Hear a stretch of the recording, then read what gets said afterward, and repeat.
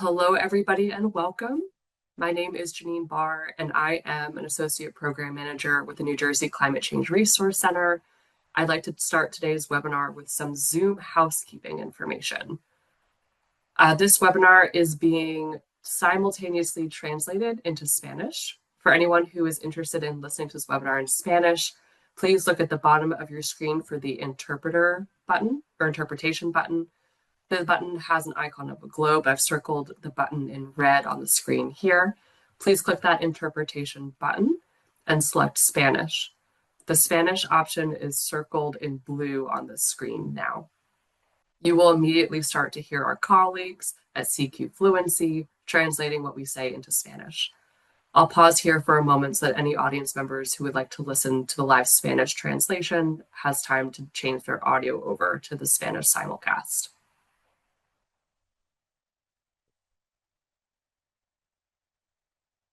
Okay, so hopefully that's enough time to go to the correct audio. So I'll begin our full introduction. So hello, everyone, and welcome. Like I said, my name is Janine Barr with the Climate Change Resource Center. I'll be your moderator for today's webinar, where the New Jersey Department of Environmental Protection will provide an overview of their Comprehensive Climate Action Plan, which was published in December of 2025. This webinar will consist of about a 1-hour presentation from our colleagues at the NJDEP and 30 minutes at the end for questions from the audience. The webinar will conclude by 3:30 p.m. today. Other than today's presenters and our Rutgers team, you are all muted. To communicate with us, please type your questions into the chat box, which you'll see down on the bottom left-hand side of the screen here, circled in red. You should see a chat box button. Please send your notes to panelists, as that ensures all of us working behind the scenes today will see your questions. If you put a question in the chat in English, my colleague Lucas will read it out loud so our Spanish translators can translate it for others to hear. If you put a question in the chat in Spanish, we will ask our interpreters to translate it into English so our panelists can answer those questions live. You will also have the ability to raise your hand and ask questions verbally if you have a question. To kick us off, I'd like to invite everyone to take a minute and put in the chat which municipality, county, community-based organization, state agency, private company, or other entity that you're affiliated with, or if you're joining us as a private citizen. By putting that information into the chat, this will help us understand who has joined us here today. If you're having trouble finding that chat button, I'm going to throw it up on the screen here again. You should see it on the bottom of your screen. So let's just take a minute so you can put your affiliation into the chat now. And I'm already seeing some great responses being put in. While you're all responding to that prompt, just so you know, this webinar is being recorded and will be posted on the website of the New Jersey Department of Environmental Protection's Climate Pollution Reduction Grant Program, which my colleague Lucas or myself will be putting into the chat in a moment. The recording of this webinar will also be posted to the New Jersey Climate Change Resource Center's YouTube page.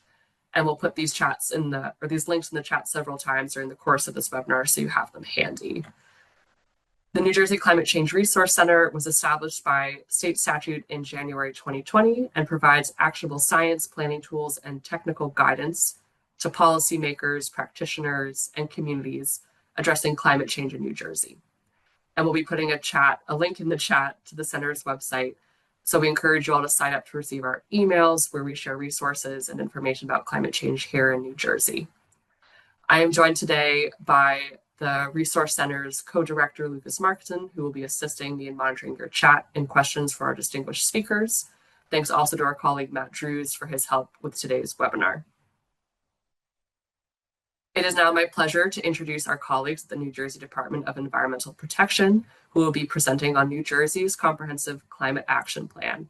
Our speakers include Helene Barr, NJDEP's Assistant Director of Climate Change, Clean Energy, and Sustainability, Doug Benton, NJDEP's Research Scientist, Nicole Provost, NJDEP's Research Scientist, and Mola Saros, NJDEP Research Scientist. All of these staff are primary authors on the report. Here's a look at what we'll cover in our presentation today. Assistant Director Barr will welcome us. We'll also transition into some information about the CCAP's background, development and key findings. We'll walk you through the greenhouse gas reduction strategies by each of the sectors within the Comprehensive Climate Action Plan. We'll also walk you through the benefits and workforce takeaways, as well as next steps now that the report is completed. We'll conclude today's session with 30 minutes for questions and answers from the audience. And with that, thank you all of you for putting your affiliations into the chat. I'd encourage you to keep on doing so. And I'll turn the mic over to Assistant Director Helene Barr, who will begin today's presentation. Thank you, Janine. On behalf of the Department of Environmental Protection, thank you for joining today's webinar on New Jersey's Comprehensive Climate Action Plan. The development of this Comprehensive Climate Action Plan, or CCAP for short, was a true labor of love.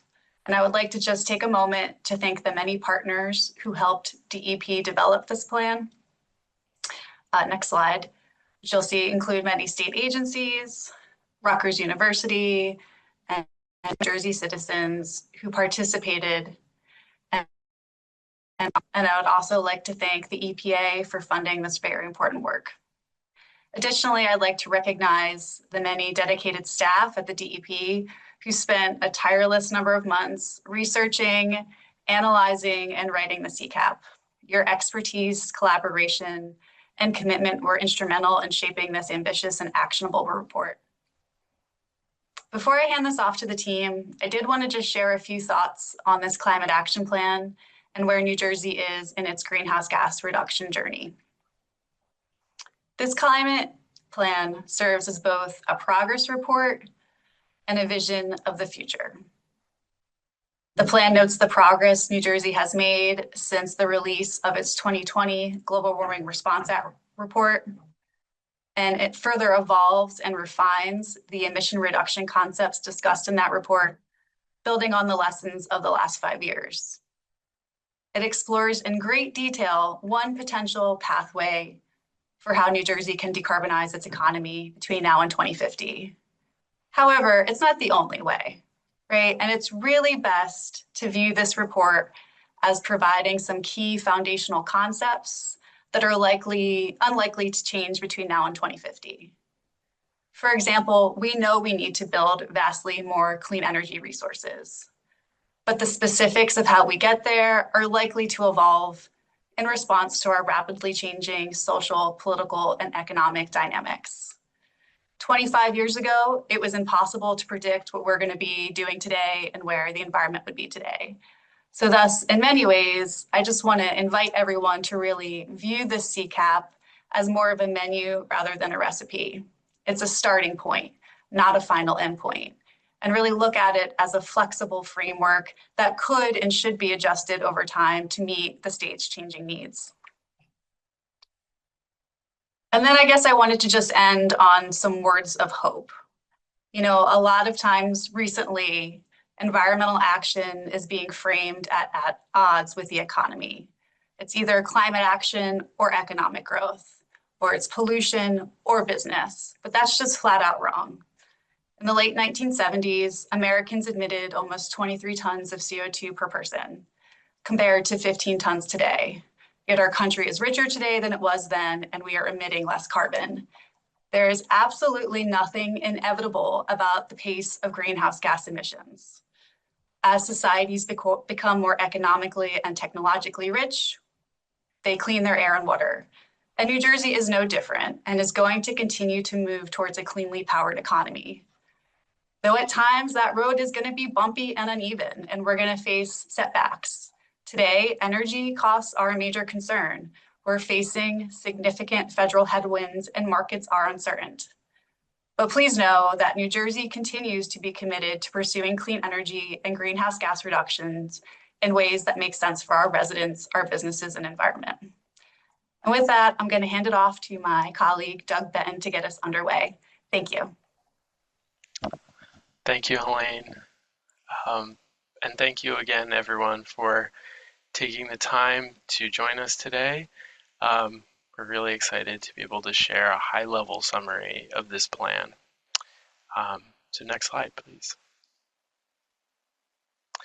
So just to take a step back for a second and put this all in context of, why we're here today. Climate change, as I'm sure you're all aware, poses the single greatest threat to our environment, our economy, and the health and safety of our communities in New Jersey and communities in the rest of the world. So climate plans compare and consider strategies and develop actions that will reduce the costs, both now and in the future, of climate change and its impacts. So these impacts include more frequent and extreme weather events, which were already impacting our state and costing billions of dollars. The longer we take to reduce emissions, the higher the cost of climate change will be. Climate plans, like the one we're discussing today, the CCAP, chart the course for the state to take actions that will reduce the source and severity of these costs. Next slide. So we reduce the cost of climate change by reducing emissions. A climate plan, like the CCAP, works by planning how we can reduce greenhouse gas emissions. These greenhouse gas emissions are what cause climate change through what's called the greenhouse gas effect, and this is visually depicted on the slide. The most prominent greenhouse gases, or GHGs, are also shown on the slide here. The major contributor being carbon dioxide, or CO2, from the burning of fuels. And these gases cause climate change by trapping heat in the atmosphere, which raises global temperatures, and that accelerates the melting of ice caps, the rise of sea level, causes more frequent and intense storms, droughts, and other negative effects. The plan we're talking about today is a climate mitigation plan. And this is different from other climate plans that New Jersey has for increasing our state's resilience and adapting to the effects of climate change.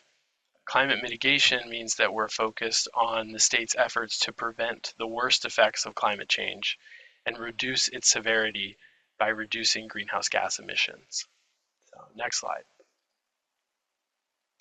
So the Comprehensive Climate Action Plan, which we are also going to refer to as the CCAP pretty regularly through this presentation, serves a couple purposes, and Helene touched on some of these.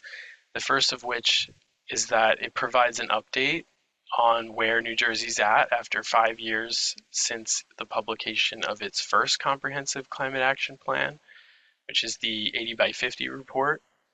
And that looked at how New Jersey would reduce greenhouse gas emissions statewide 80% from 2006 levels by the year 2050. So the CCAP documents the state's progress towards this goal, and it also expands upon the 2024 update to the state's Energy Master Plan and the New Jersey Priority Climate Action Plan, which was released in 2024 and focused on near-term actions, priority actions. And finally, the CCAP identifies ways that the state can close the emissions reduction gaps that are projected between now and 2050. It takes a closer look at the scale of emissions reductions that are needed and at what pace over the next 25 years, and proposes a few specific actions and policies across all sectors that the state could implement to achieve its goals. So next slide.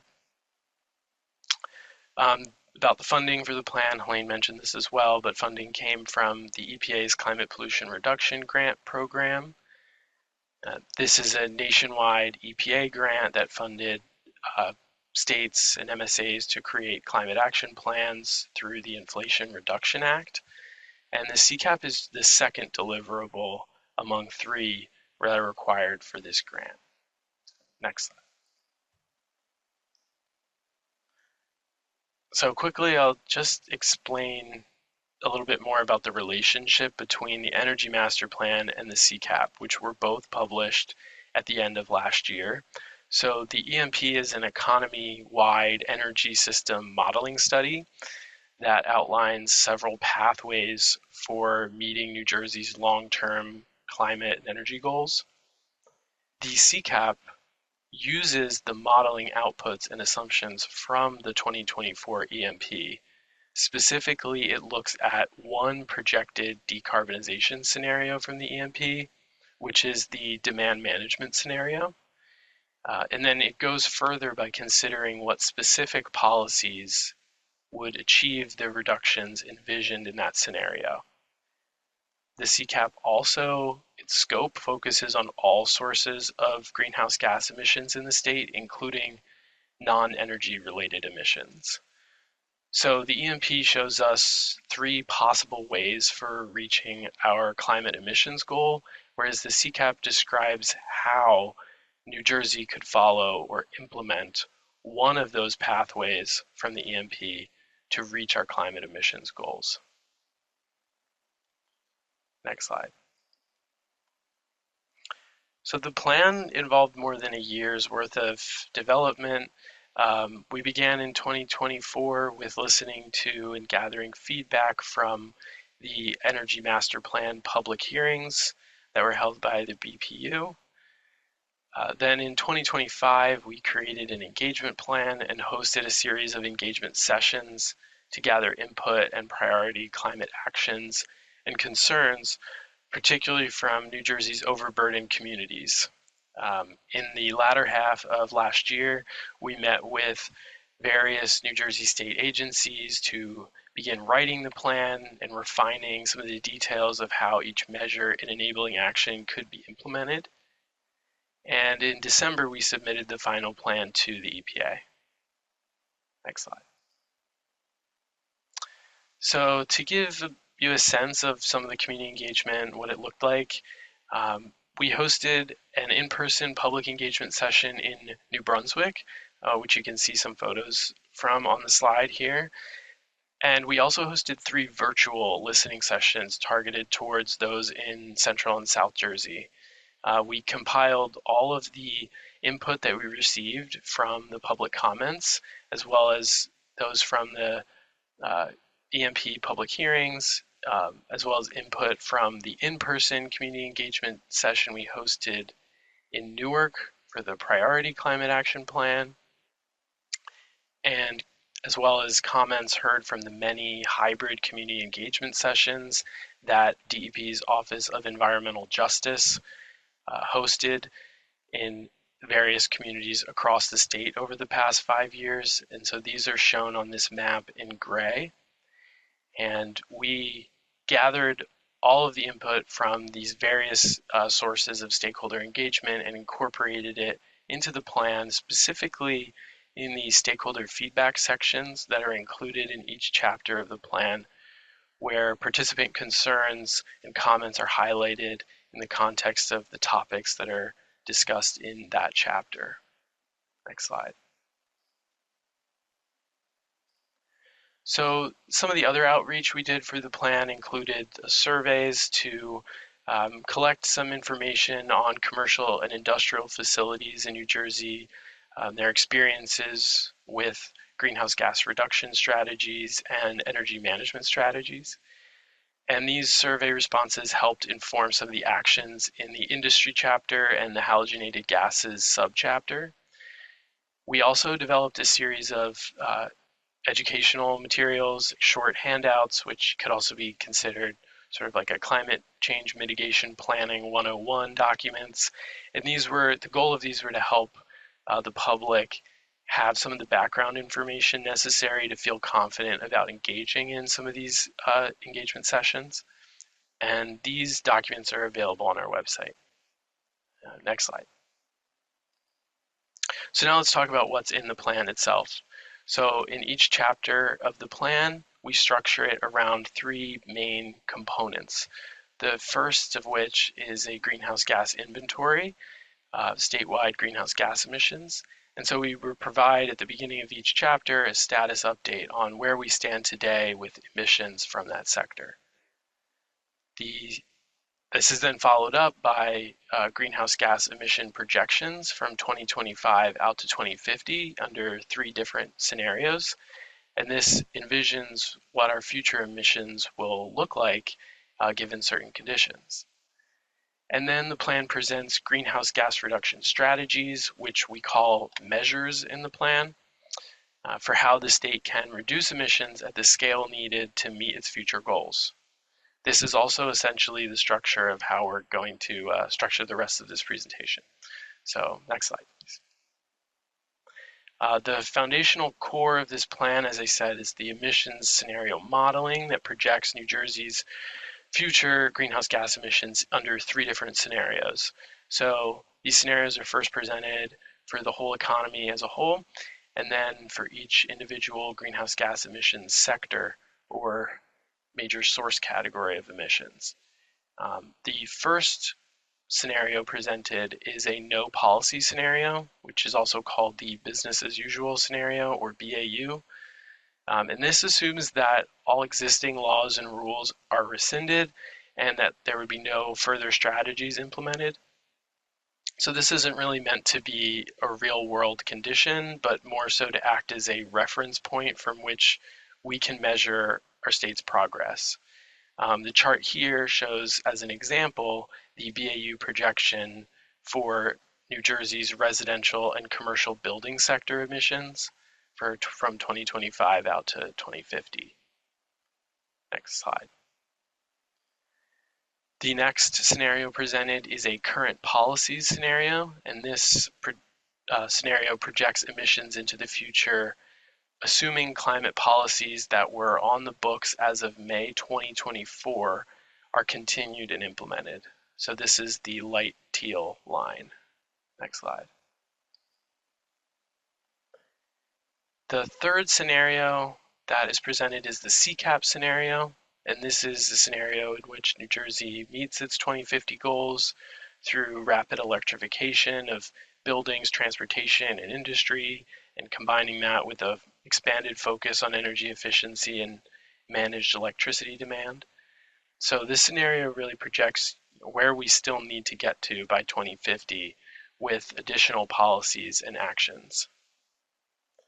Next slide.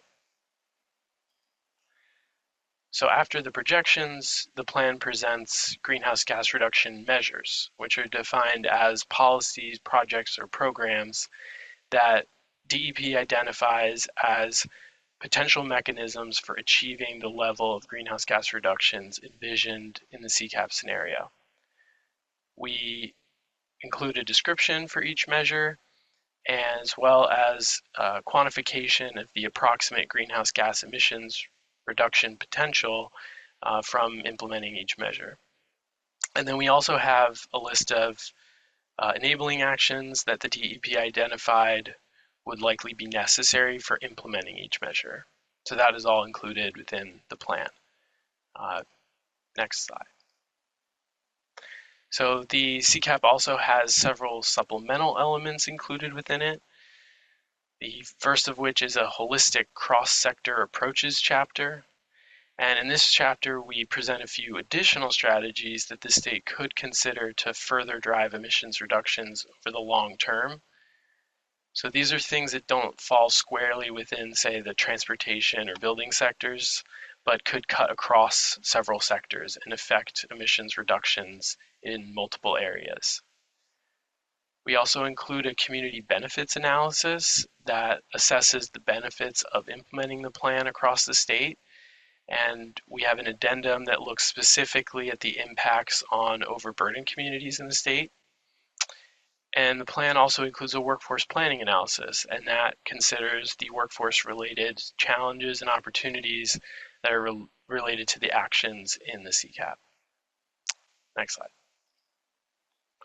So before I delve into the measures that the plan proposes in each sector, I want to first highlight some of the key statewide findings and takeaways from the plan.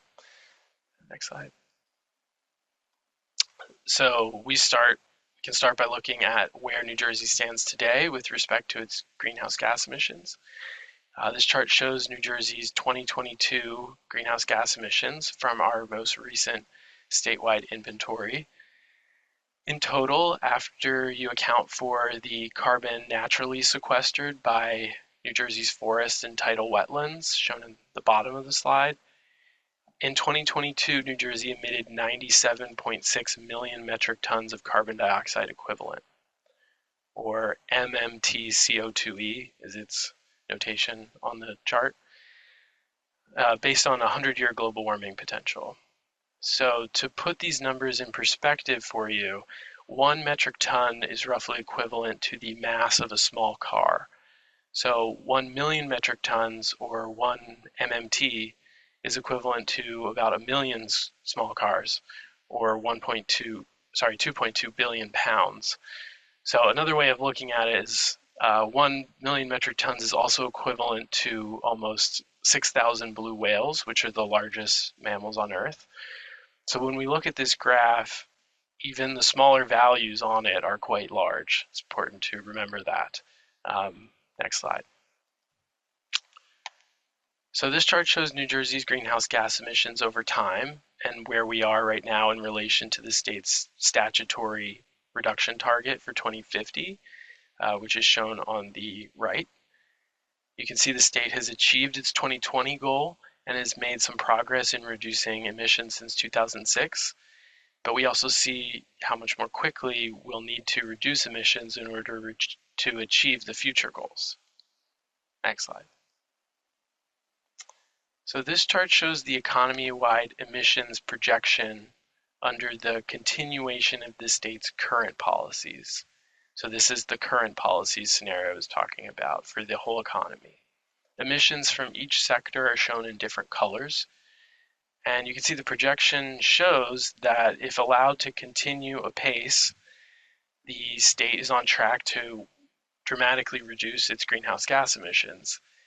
But we also see that continuing the current policies alone is not going to be enough to reach the 2050 target without additional actions. Next slide. So the CCAP scenario projection, just shown here, presents an updated path for meeting the 80 by 50 goal. And this scenario assumes that New Jersey takes additional actions beyond its current policies. So the projection shown here assumes additional clean energy investments, transportation improvements, and energy efficiency and electricity demand management actions are taken. Next slide. So where do we need the most additional action? This chart shows the gap between New Jersey's current policy emissions projection and the CCAP scenario where our 2050 goal is achieved. So it essentially zooms in on the space between the two projection lines.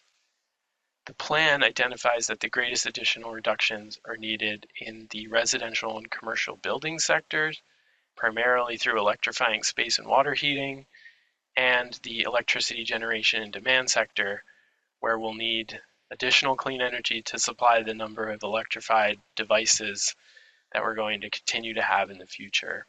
So these are both shown both as the teal wedges on this chart and the shaded blue wedge. As you can see, they're the largest sections. So with that, I'm going to pass it off to my colleague, Nicole Provost, who's going to tell us more about emissions from these sectors and the measures in the plan that could reduce them. Thank you, Doug. My name is Nicole Provost. I'm a research scientist in the Bureau of Climate Change and Clean Energy here at the DEP. Thank you all for being here to learn about our comprehensive climate action plan. And as Doug just mentioned, I'm going to walk us through a sector deep dive of all of the emission reduction measures that we are proposing in the comprehensive climate action plan in order to reach the New Jersey's climate goals. Next slide. So we're kicking things off with the transportation sector, which is comprised of on-road motor vehicles like passenger cars, trucks, and buses, and also non-road modes of transportation like trains, boats, and airplanes. This sector is the largest source of emissions in New Jersey, where in 2022, it contributed 39% of New Jersey's total net emissions. As we can see from this figure, more than 90% of transportation emissions come from on-road gasoline. So this includes light-duty trucks and passenger cars, as well as on-road diesel vehicles. Next slide. So as Doug presented on earlier, this figure is showing the emission projections, specifically in the transportation sector from 2025 to 2050 under the three different scenarios: the business as usual on the top line, and the current policy, the middle line, and CCAP scenario, the very bottom light blue line. Now, this one looks a little bit different than the one that we showed you earlier with the building sector. And that's because here, the current policies are going to significantly reduce emissions through 2050, which will almost get us to our climate goal of 7.2 million metric tons of greenhouse gas emissions by 2050. So the two main policies that are helping to drive down these emissions is the Advanced Clean Trucks, which was adopted in 2021, and Advanced Clean Cars 2, which was adopted in 2023. And both of these acts are aiming to really ramp up the number or the sales of light duty vehicles or medium and heavy duty vehicles through 2035. There's also a lot of incentive programs for vehicle electrification that are helping to drive down the costs of these purchases. Next slide. So this slide is focusing on the impact of the two policies I just mentioned, Advanced Clean Cars 2 and Advanced Clean Trucks, and their impacts on emissions through 2050. And it's on the lighter blue color on the line on this graph. These two policies are expected to reduce this sector's emissions to 8.9 million metric tons by 2050, which is leaving a gap of 1.7 million metric tons of greenhouse gases by 2050 to reach our goal. Collectively or cumulatively, this reduction will be about 190 million metric tons of emissions through 2050. It's important to note here that these regulations are facing legislative and legal challenges from the current federal administration. And in 2025, US Congress took action to rescind federal EPA waivers that allowed states to implement these stricter standards. It's evident that these programs will be critical to achieving New Jersey's climate goals, and given this and their uncertainty, we called out the need to continue these programs as a measure in our climate plan. But as we can see, there's a 1.7 gap of emissions that we will need to fill with additional greenhouse gas reduction measures. Next slide. So what else are we proposing? The Comprehensive Climate Action Plan is also calling out the need for actions that reduce light-duty vehicle miles traveled. And some examples that we propose in this report are a greenhouse gas reduction planning standard, which would require highway expansion projects to mitigate their emissions through measures like installing transit, bicycle, and even pedestrian infrastructure facilities. Another option is a large-scale transit system that expands projects. So this would increase transit ridership. And also a third option of exploring new transportation pricing mechanisms. So this would set a fee on vehicle miles traveled or congestion pricing. So in addition to these bigger state policy measures, it's equally important to recognize the role that individuals and companies can play in reinforcing it and accelerating their impact through everyday choices.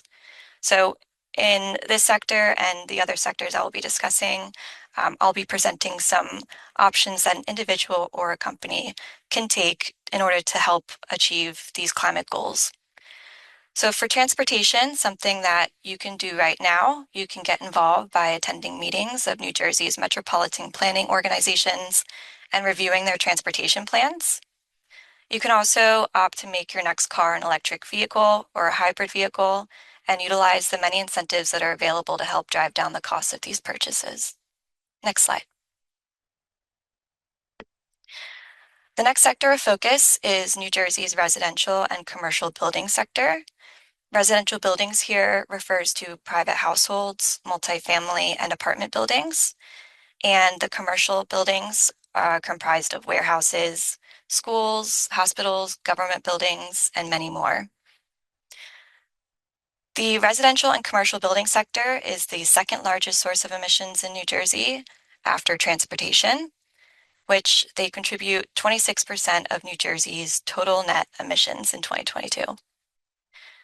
The main sources of emissions from buildings is mostly from the consumption of natural gas. And we can see in this figure here that 90% of natural gas consumption in residential buildings is used for space and water heating. We see something similar in the commercial buildings subsector, where about 3/4 of natural gas is used for space and water heating as well. Next slide. So the emissions projections in buildings, we see that the business as usual scenario, emissions are staying relatively stable through 2050. So that's a top line there. Under current policies, we are seeing some declines in emissions, which are due to policies involving heat pump adoption for space and water heating. For those who may not be familiar with what heat pumps are, very briefly, they use electricity to move or pump heat from one location to another. And this enables both heating and cooling of buildings without releasing emissions on site. So a few examples of key policies that are helping to reduce emissions in this sector include Executive Order 316, which was signed in 2023, and it set goals for electrifying residential and commercial buildings by 2030. There's also a couple multi-state commitments to transition the building sector to zero-emission heating and cooling equipment across participating states. And there's also a plethora of state and utility energy efficiency and decarbonization incentive programs. But as we can see from this figure, there's a big gap between our current policies and our CCAP scenario. So there's more actions that we need to take as a state to reduce our emissions to 4.6 million metric tons of greenhouse gases by 2050. Next slide. So this slide is highlighting the impact of introducing heat pumps for space and water heating on emissions in this sector. The graph is showing the number of residential heat pumps installed under the two scenarios, the first one being current policy in the light teal and the CCAP scenario in dark green. In order for New Jersey to meet our emission reduction goals, we must double the number of heat pumps we're projected to install in 2030, triple the amount by 2040, and also increase the sale of heat pumps for space and water heating to 100% by 2050. And in doing so, this measure is expected to avoid a cumulative total of about 153 million metric tons of greenhouse gases through 2050. Next slide. So as we are accelerating the adoption of heat pumps, it's also critical to incorporate energy efficiency, which would help reduce energy demand and alleviate the anticipated growth in electricity demand, which will be discussed in the next sector. This graph is showing the number of energy efficiency upgrades under basic retrofits and enhanced retrofits. Basic retrofits is in the lighter blue, which, for example, is like replacing windows, weather sealing, and insulation. Enhanced retrofits are in the darker blue color, which refers to extensive renovations like wall and siding replacements. The CCAP scenario calls for significant upgrades to New Jersey's existing building stock, where 1.2 million homes would need to undergo basic retrofits, and 0.4 million would need to undergo enhanced retrofits by 2050. So this would total more than 1.6 million homes being upgraded through 2050. And as a result of this measure, New Jersey can expect to avoid a cumulative total of 38.4 million metric tons of carbon dioxide equivalent through 2050. Next slide. So what is the path forward to really help fill that emissions reduction gap that's needed in the building sector? Aside from accelerating heat pump adoptions and building energy efficiency upgrades, the CCAP proposes a few other state policy options. The first being a clean heat standard, which would reduce emissions from energy utilities using fossil fuels for heating.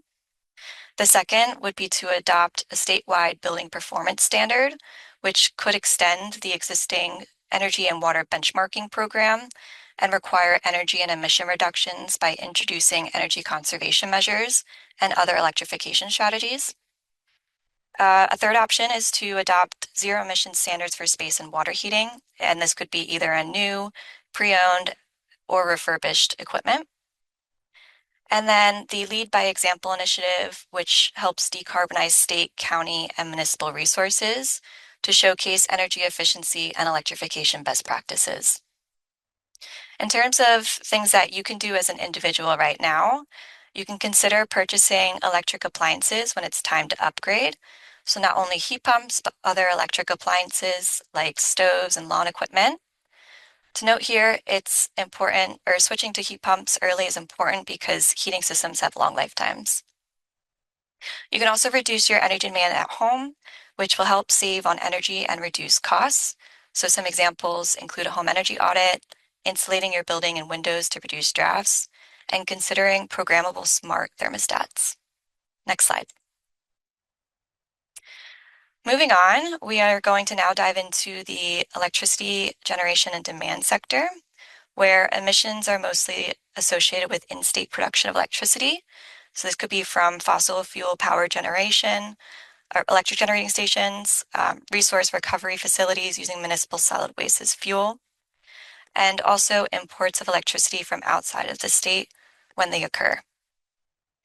So this sector is the third highest source of emissions in New Jersey, and in 2022, it accounted for 19% of New Jersey's net greenhouse gas emissions. The burning of natural gas makes up almost 90% of emission sources in this sector.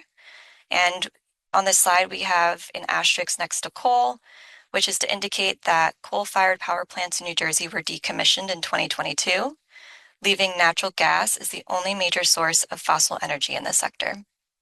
Next slide. So under the business as usual scenario, we see that emissions in this sector will continue to rise. And the current policies that exist will play a critical role in supporting the build out and shift to renewable energy. And these are key solutions to reducing emissions in this sector. So some examples of these policies include the Solar Act of 2021, which advances in-state solar developments, Executive Order 307 signed in 2022, setting offshore wind targets, and also solar and energy storage incentive programs, among many more. So as you can see in this graph, there's a lot of variation in the sector's emissions projections, and we're not seeing a simple decrease in emissions as we introduce more greenhouse gas reduction policies, which is mostly due to the model that was used, but also other factors like power plants closing and electric vehicles coming online. The increased electricity demand to accommodate newly electrified systems will require more electric generation, and the EMP modeling projects electricity demand to more than double from 2023 to 2050. So the CCAP scenario relies heavily on renewables to meet the anticipated growth in electricity demand, and this will help the state achieve its goal of 6.8 million metric tons of greenhouse gas emissions by 2050. Next slide. So what does the build out of renewables look like in the CCAP scenario? This graph is showing the projected changes in electricity generation between 2025 and 2050. And this is specifically under the CCAP scenario. So in this dark blue color, we have solar installed generation capacity. And this is showing the largest growth from 2025 to 2050. And it will allow the state to avoid more than 220 million metric tons of CO2e emissions by 2050. Energy storage is in the color orange, and this 22 gigawatt increase represents a more than 36-fold increase in capacity during the same time frame. Offshore wind is in the dark green, and it will allow the state to avoid more than 270 million metric tons of emissions by 2050. And then finally in the light blue, we see nuclear, where generation increases about 50% by 2040 and adds 2 gigawatts of new nuclear by 2050. Next slide.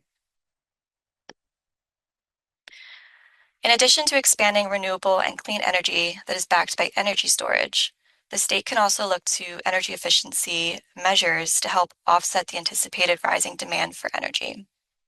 So as we can see in this slide, there are many emission reduction measures related to these topics that were identified in the CCAP.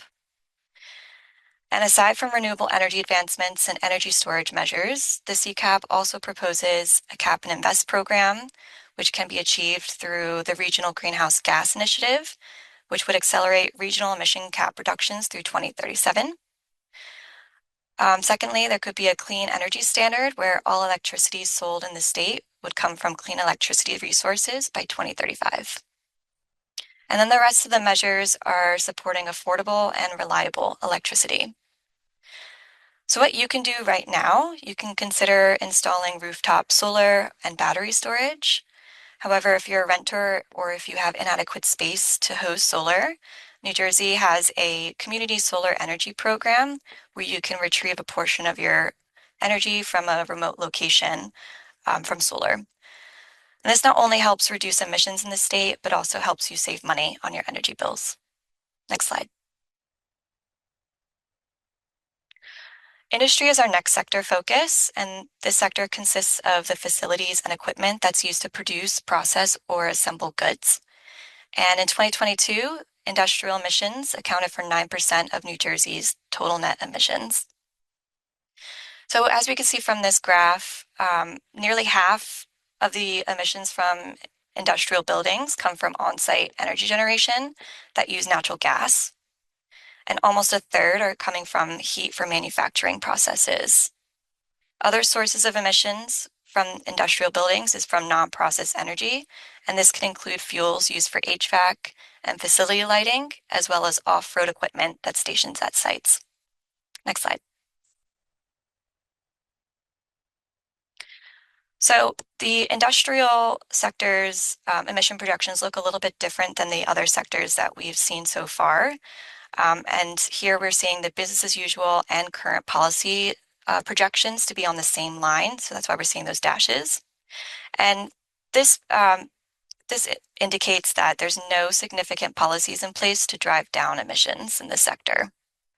So in order for us to achieve this sector's emission reduction goal of 5.3 million metric tons of emissions, we'll need additional greenhouse gas reduction measures.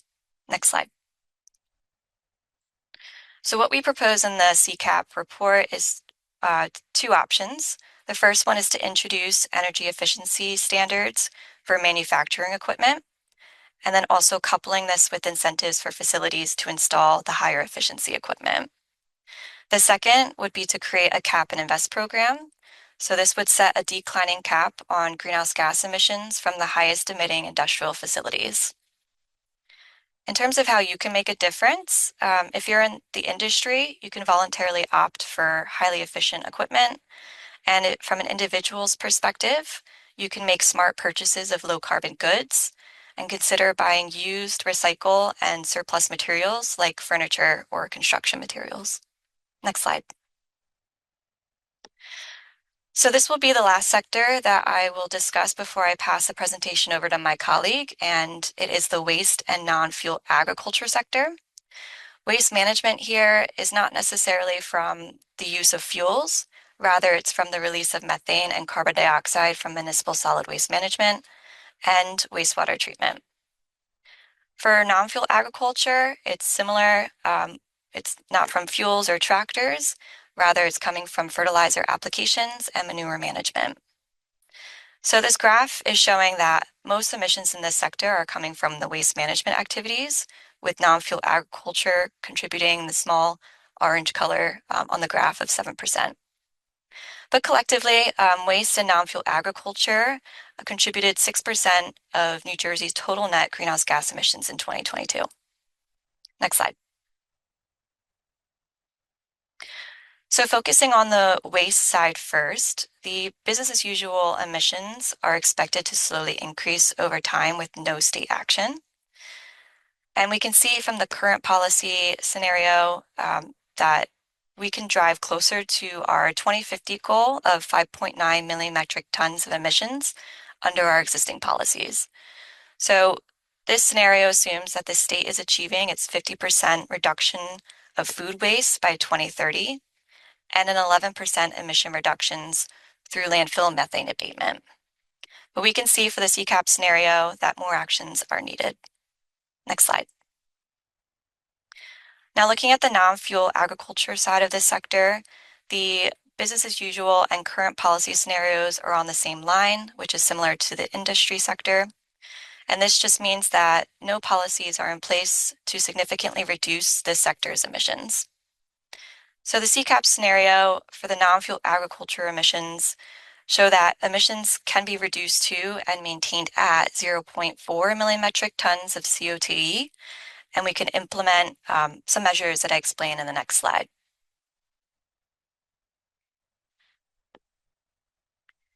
So the CCAP proposes 3 emission reduction measures.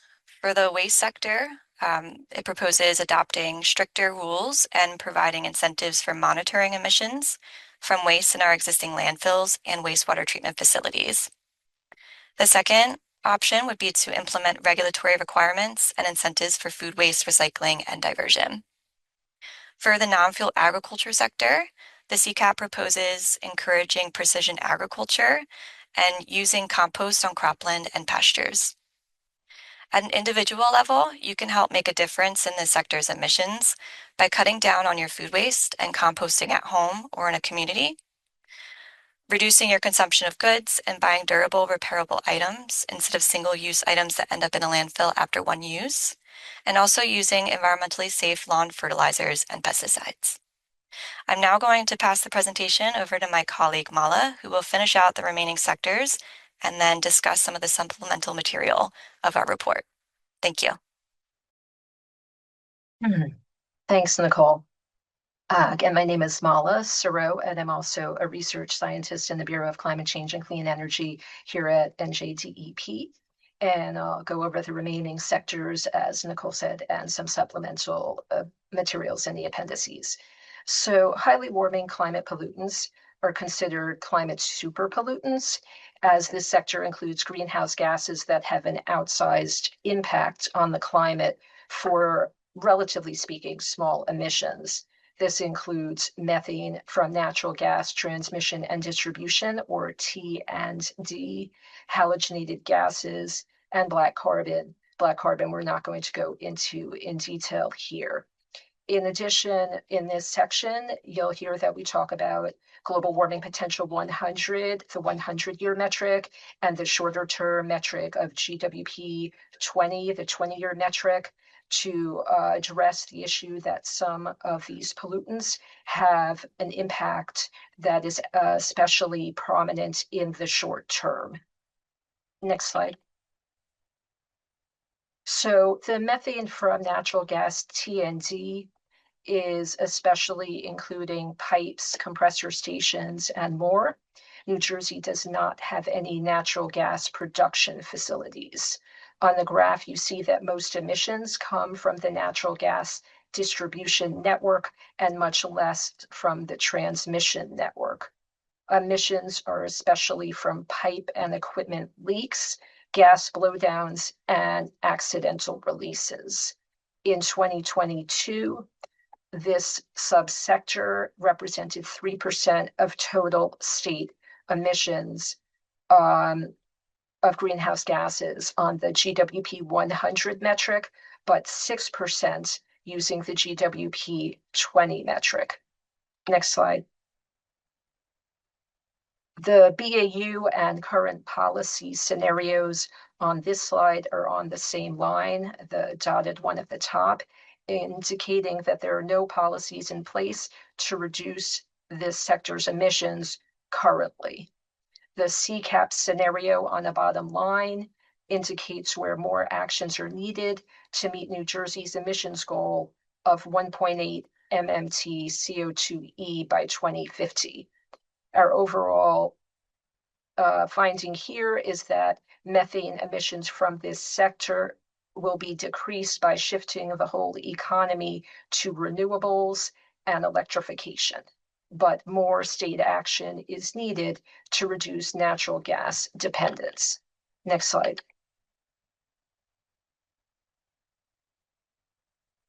So the recommendations we are making for within the CCAP for reducing emissions from this subsector include the two shown here, implementing a mandatory emissions reduction program for these systems.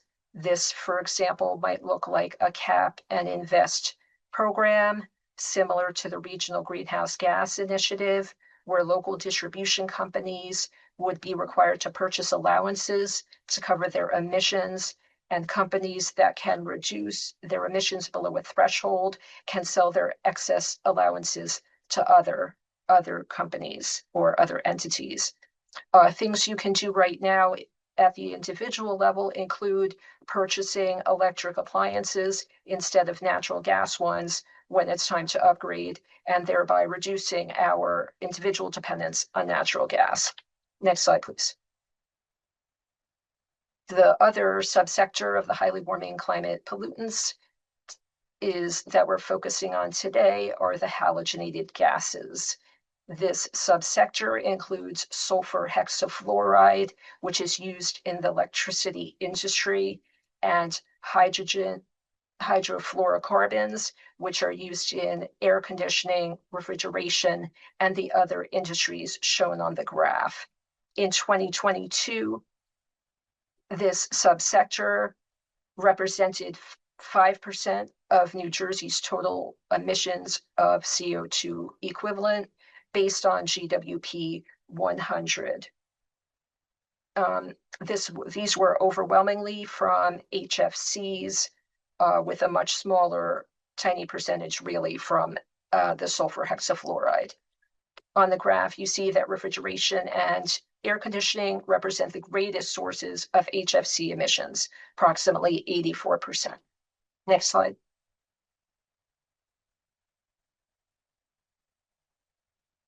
Here you see halogenated gases, these climate super pollutants, some examples of where they are used or found in terms of storage.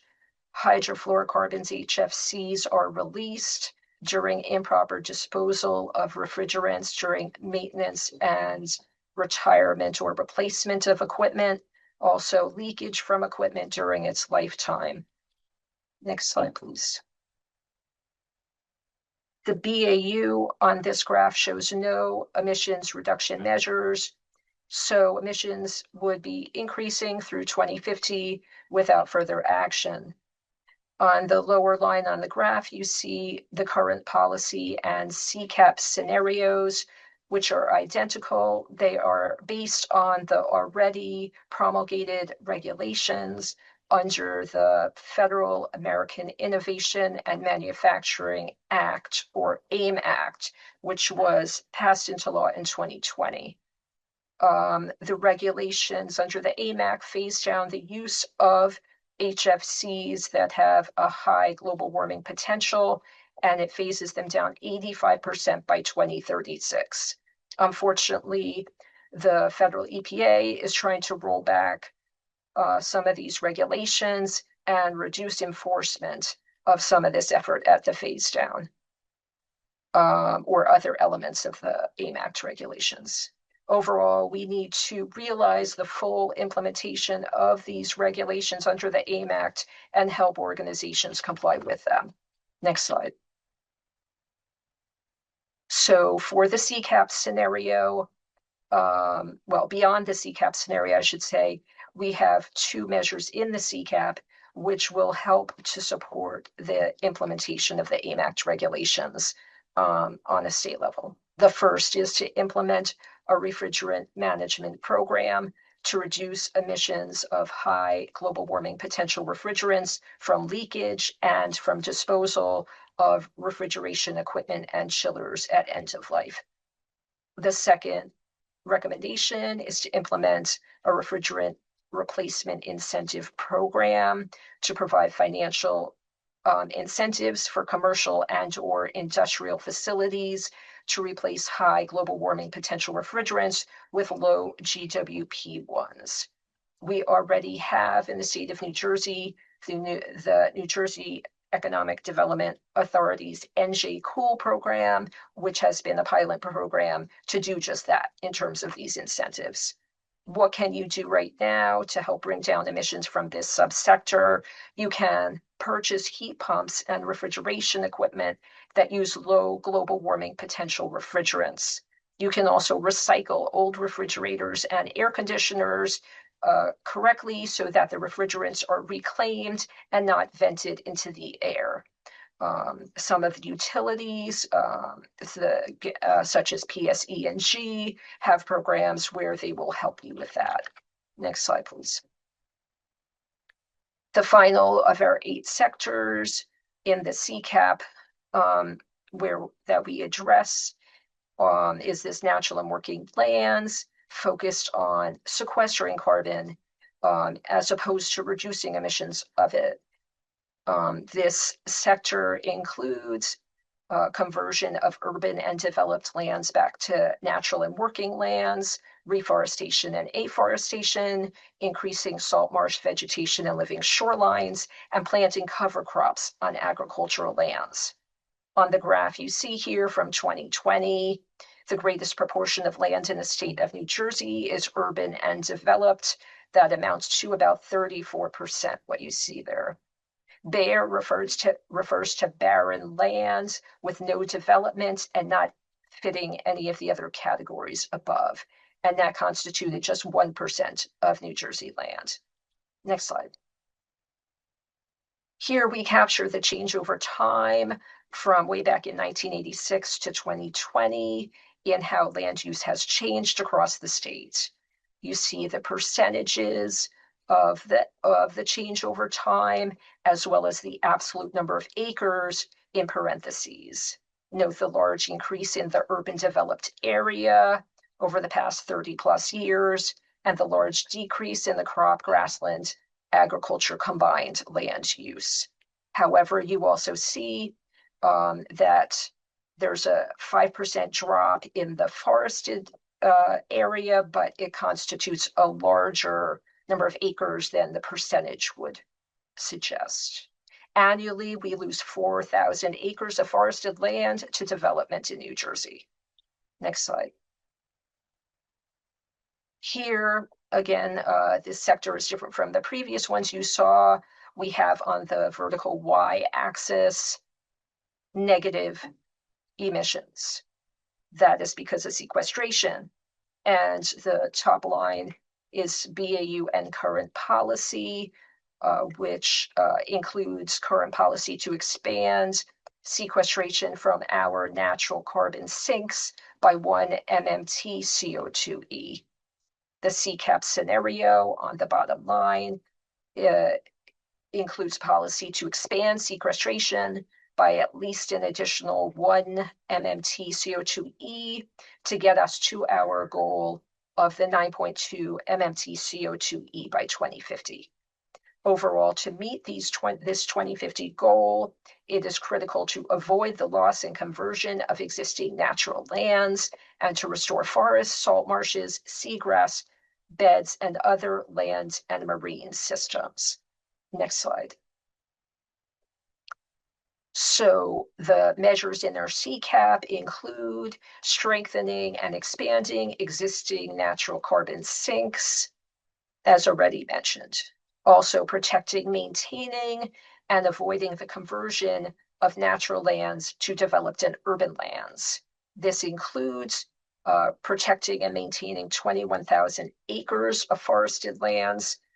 This is done through a combination of land acquisitions and programs that support long-term conservation of private lands. Yes, and so things you can do right now include, for example, supporting local efforts to protect and expand parks and open space in your communities, such as with NJDEP's Green Acres program. You can also attend local planning and zoning board meetings in support of compact development and smart growth. Next slide. Beyond our 8 sectors, we have a section of the CCAP focused on holistic cross-sector approaches. These do not fit neatly into any one sector, and an example of each is shown on the slides. This includes statewide land use reforms. I know some of you have been asking questions or making comments in the chat, and so we are taking this into serious consideration. All of these types of policies are things that are under consideration. Next slide.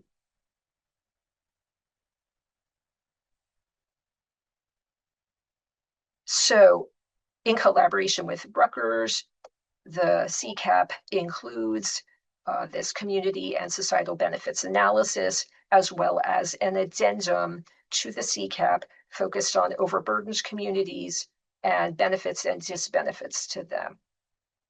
On the left in the graphic, you see that under the CCAP scenario, if all of the measures we have just gone over as being part of the CCAP scenario were implemented, then annual emissions avoided in 2050 would be 66,000 tons of co-pollutants. The co-pollutants are the 5 you see in the footnote on the slide. These pollutants contribute to the formation of ground level ozone and fine particulate matter, which contribute to respiratory and cardiovascular disease. Accordingly, avoiding these pollutants from being emitted would save you and I and our whole state $3.6 billion in 2050 in health costs due to avoided cases of things like aggravated asthma and cardiovascular disease hospitalizations. Next slide. On the qualitative level, these were the takeaways of the analyses that I introduced you to a second ago, including citing more energy saving and pollution reducing infrastructure and programs in and near overburdened communities. We also recommend conducting long-term planning with overburdened communities to help to avoid unintended disbenefits from the GHG emissions reduction measures and sequestration. In addition, we recommend conducting proactive outreach to communities about funding and technical assistance opportunities. Next slide. Rutgers also collaborated with us to prepare a workforce planning analysis, and they also analyzed the New Jersey Green Jobs report from 2025. The takeaways from this report included 4 priority occupations at the top of the slide, which are expected to grow more than 10% from 2022 levels by 2035. All 5 of the priority occupations on this slide also show that demand far exceeds supply, and therefore workforce development policy and investments should focus on these gaps. Next slide. So to take away and kind of wrap up all that we have discussed, overall major policy has been made, but we need the types of policies, if not the exact policies, that are recommended as GHG measures in the CCAP in order to reduce climate emissions as required by law by 2050. And the Advanced Clean Trucks and Advanced Clean Cars 2 rules are vital to this. We also need to expand solar energy generation and energy storage capacity.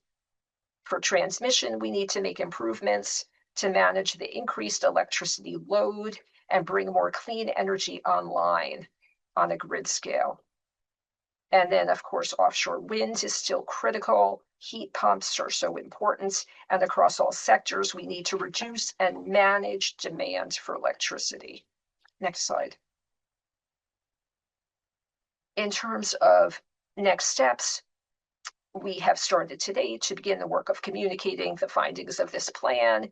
And going forward, we will be looking to implement the measures and actions in it, or ones that are comparable in terms of their emissions reductions. You can read the full CCAP at the link that Luke posted previously in the chat. And later this year, DEP will be developing an online interactive summary version of the CCAP and various scenario tools for people to interact with and compare the EMP modeling scenarios, Energy Master Plan modeling scenarios, as well as a municipal greenhouse gas scenario planning tool. The status report, the 3rd and final deliverable due under the Climate Pollution Reduction Grant to the EPA, is due from the state of New Jersey and all the states by 2027. Next slide. Well, I should say in 2027, mid-2027 is June. And then there are a whole bunch of additional resources here. We'll be posting the slides to our website, and you'll be able to click on these hyperlinks.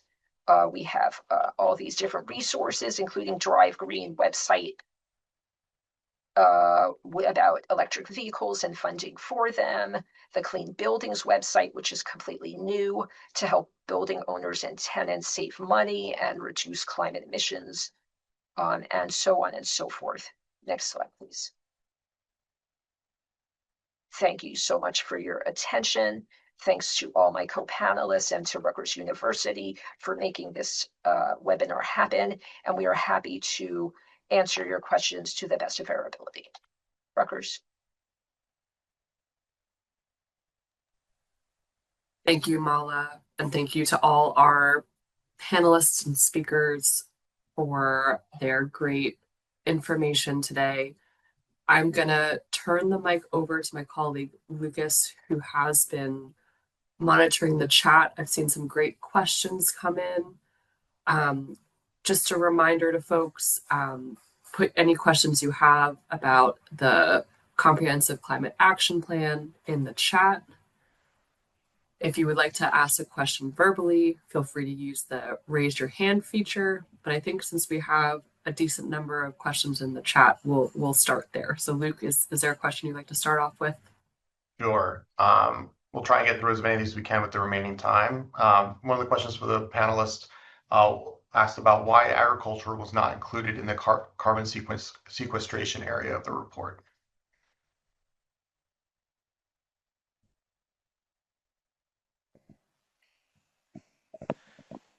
So I think I could take this one.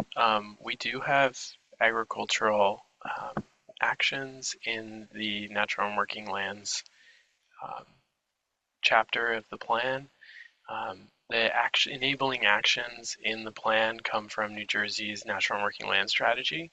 And so we touch on some of the agricultural actions, climate smart agricultural practices, best practices that could be implemented to increase carbon sequestration from the state's agricultural lands, and as well as the other parts of the plan where we discuss policies that would promote compact land use development strategies that would help preserve more farmland. So. And Doug, can you also speak to whether that was included in the greenhouse gas emissions slides where you showed the breakouts? Yeah, so on those slides, this could be the confusion as well. So on those initial slides I showed, those showed the gross emissions. So we didn't include, the carbon sequestration piece, which was then shown later on the inventory slide. So that was for the sake of showing the gross emissions in our target. So that could have been part of the confusion as well. Great, thank you. One of the next questions we have was how will large AI data centers impact all of these results that we're seeing in the CCAP? Is there any panelist who wants to address that?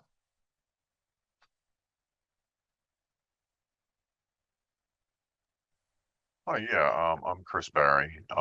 I'm Chris Barry. I'm with the climate change section. The modeling for the Energy Master Plan did in fact include an expansion in data center load. It went from 3 terawatt hours in 2021 up to 11 terawatt hours in 2050. So it did include some expansion. There's a lot of uncertainty with respect to what will actually happen. Like PJM's projections were very high, but now they've scaled them back as they've discovered there's a lot of duplication and exploratory proposals.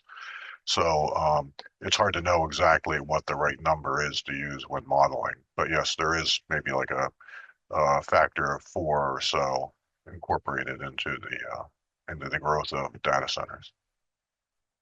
Great, thank you, Chris. The next question, I believe this is for you, Nicole. Does the plan make a distinction between air source and ground source heat pumps? Yes, thank you for the question.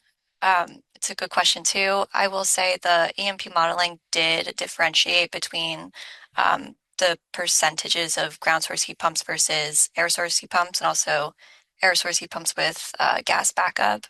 And by 2050, I would say a majority of the share of heat pumps will be from air source heat pumps, with the smaller contribution from ground source heat pumps.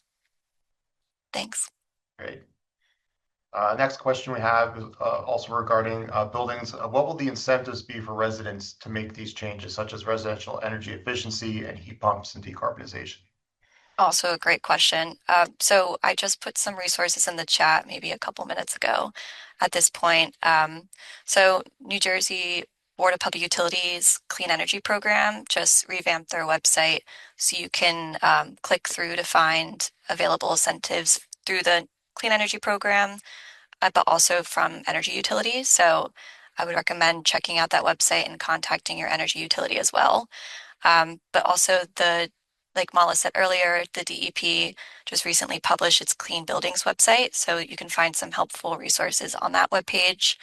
And also New Jersey's Funding One-Stop Shop, where it relates to different climate projects, not necessarily specific to buildings or heat pumps, but is inclusive of other climate initiatives that you may be seeking funding for. So I would recommend checking them out and reach out to us if you have any questions. Thanks. Thanks, Claire. Oh, sorry, Nicole. The following question we have is regarding EVs. Where is New Jersey with its progress of providing new charging stations on state roads to help lower range anxiety among EV drivers? Yeah, I can address that one. So we do have over 5,400 charging ports that are open in the state right now. They cover all of the New Jersey counties, so people should have fairly good access to those charging stations. They're all listed on our Evaluate New Jersey dashboard. So you can look that up and it'll show you all the different locations of the charging stations as well as what type of ports they have. And then we also have the NEVI contract that was just recently awarded from New Jersey Department of Transportation. And so that will bring a lot more DC fast charging into the states in the coming years.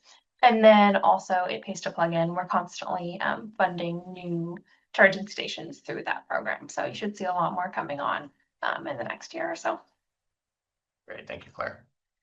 Janine, I hear that we have someone who has their hand raised. If you want to allow them to ask their question now, we can take a little pause from the text questions. Yes, thank you, Lucas.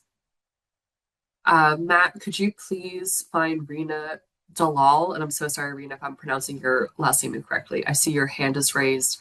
And then we have I'm so sorry, Muthu Krishnan also hand is raised. So let's take those two folks. Rena, I think you're unmuted now. Can you go ahead and ask your question?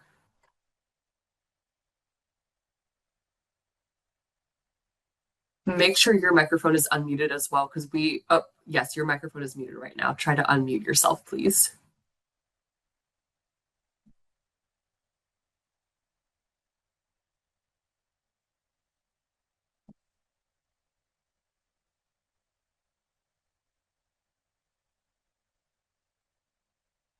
Luke, maybe while we get Rena's mic working, can you ask another question from the chat, please? Sure, no problem. Chris Barry, this question is for you. What is the cause of the downward bend in electricity generation in the current policy and CCAP scenarios that we saw around 2033? Sure. So that graph in the slide deck actually shows the emissions from the electricity sector. It's figure 310 from the CCAP, which is on page 152. And the reason why emissions drop so sharply after 2036 is that the offshore wind is coming online, and we also have a lot of other renewables like solar available. And so the total emissions and the emissions rate also in terms of pounds or kilograms of CO2 per megawatt hour produced, that also drops. But it's a good question to ask that, because elsewhere you may be able to notice that there's actually an increase in imported electricity as we go further on towards 2050. the amount of electricity generated inside New Jersey actually increases continuously throughout the whole period up to 2050. But towards the end, demand actually accelerates more quickly than we are building out new in-state generation. And so you see more imports later on in the cycle. In the CCAP, that modeling was in the Energy Master Plan. In the CCAP, we proposed Measure 9, which calls for 7 gigawatts of new output, new generation in state to fill that gap. And I can predict that there's another question coming about what clean firm energy means, because I saw that in the list there also. And when we get out to 2045, for example, when this new 7 gigawatts might be added, we didn't try to predict what the technology would be at that point. It could mean something as simple as retrofitting old, wind turbines or solar panels, or it could be a new technology like fusion. We really don't know. But the main thing has to be that first, it has to be clean. And second, when we say that it has to be firm, it has to be there when demand calls for it.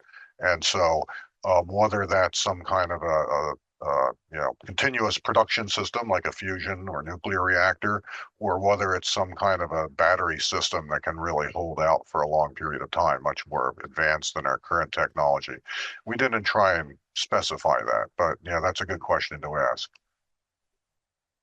I'm just going to pop in here with a quick 9-minute warning. We have 9 minutes left in the webinar. It looks like our previous hand-raised individual has lowered their hand, so we're going to move on to S. Muthu Krishnan. Our colleague Matt will give you the opportunity to unmute yourself so you can ask your question. Next in the queue after would be Victoria Zelen Cloud and then Linda Powell. S. Muthu Krishnan, can you speak and see? Can you Excellent. hear me? All Yes. right. Okay. Hello, everyone. Thank you for the very detailed presentation with a lot of information. My name is Swarna Muthukrishnan, Water Quality Director for Clean Ocean Action. And I have 2 questions. Question 1, there was quite a bit of what you can do suggestions, right, in terms of the individuals taking up improvement measures. Does the plan look at the relative benefits of, a lot of the other activities in the sectors is not in an individual's hand compared to, installing heat pumps or, replacing your equipment and appliances and all of that. So does the plan have some sort of an idea what exactly is that portion or the component that individual usage and application of better practices is going to bring in towards this particular goal attainment? That's one question. The second thing is, I do not recall seeing anywhere in the slides about improving existing infrastructure and improving efficiencies in the first place. So is that somewhere included, or did I miss that in the slide somewhere? Hi, thanks for your questions. I'll take a crack at answering them. I don't think we've really done a deep dive to split up, who is responsible for any particular measure, right? Like, is it you as a citizen of New Jersey that needs to implement X, Y, Z versus is it some great big infrastructure project that's going to take the state and businesses and communities input and efforts? So I don't think there's a really clean or easy answer to that. I think the reason that we wanted to highlight what you can do is because there is a lot that each individual will need to do, right? Like, climate action is not just a short shopping list of things. Like, oh, if we just check off these things, we're done, right? Like, it is going to be an ongoing evolution over the next 25 years. And in particular, what I think is going to be the most complex thing is going to be the building sector, right? So those are the buildings that you and me live in, that we work in, and that, maybe you're a facilities director, so you oversee your commercial building. And those are really going to be the more complex things that are going to take requiring people to go after upgrading their equipment to things that are low emitting. And additionally, the other piece of that is the vehicles that we drive, right? So I think that those are pretty clear-cut things that, we are going to need a complete turnover in the state fleet. right, to cleaner vehicles. So just, putting that out there, right, for the folks that are on this call that are really engaged, like there are really simple things that you can do to be early adopters that'll help drive this. And I know it often feels like, who cares, right? It's just me.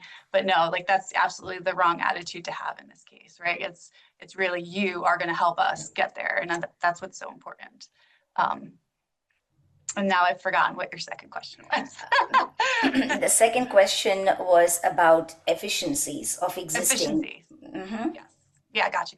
Yeah, and so that was really, so this pathway that we have done a deep dive in this report is called the demand management pathway, and a lot of it has a lot of assumptions around achieving greater energy efficiency within the building stock, and that's really a key part of it, right? I think I could be misspeaking here, but like achieving something like a 25% reduction in the buildings and energy uses anyway. So that means things like weatherization, improving insulation, doing things to reduce your demand through smart meters, through smart thermostats, things like that. So that's definitely a big part of this picture, right? Because we're going to be theoretically plugging a lot more things in, but then also trying to make sure the things that are plugged in are running at their max efficiency. So, and what's really great, about today's technologies is that they've come so far. Like I just installed a heat pump hot water heater, and I can set the exact temperature that I want. I can tell that heat pump water heater what time it should heat up to that temperature for our family to be able to take warm showers. So there's just a lot more. We're much more in the driver's seat about our energy consumption today than we've ever been before. I think I probably should have rephrased it better. What I was actually alluding to was how, because the energy sector that you mentioned about is talking about the transmission distribution, correct? So the predominant consumption of the emissions was from that sector. So what exactly, how are you touching upon that? Because that's where, if you have to cut those losses, yeah, this is also equally important, improving efficiencies at, all these buildings and all of those with better technology and all of that. But what I was primarily referring to was how are you integrating the EMP with, minimizing or reducing those losses that are currently leading to a significant, I think was it 53% or something? I forget the exact number, but I thought on the pie chart over there. So that was my main focus of the question. Got it. Yeah, I'd have to look back at, I'm not exactly sure which pie chart you're looking at, but I'm happy to follow up in email. I don't want to keep sucking up more time on one question. Sorry. Understood. Thank you. Yeah, thank you. Thank you so much for your questions. We have time potentially for one really quick question. So just in the interest of asking that question, Luke, would you mind giving one more question to our panelists? Sure. Mala, this one's aimed for you. Has the NJDEP coordinated with the New York SDEC on their implementation of Part 494 hydrofluorocarbon standards and reporting that restricts the sale of equipment using high GWP refrigerants? Thank you for your question. So New York State and New Jersey are one of a number of states that collaborate on the U.S. Climate Alliance, and we have bi-monthly calls specifically on hydrofluorocarbons.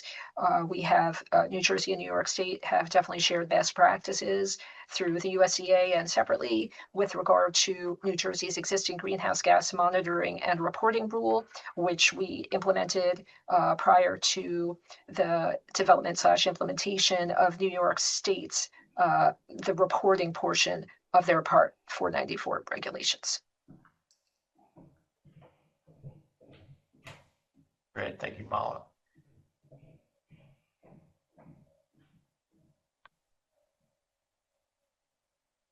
We had a question about the land use land cover that was answered in the chat, however. Oh, I'm sorry, I was muted. We have to wrap up our questioning for today. I just put some resources in the chat box for everybody.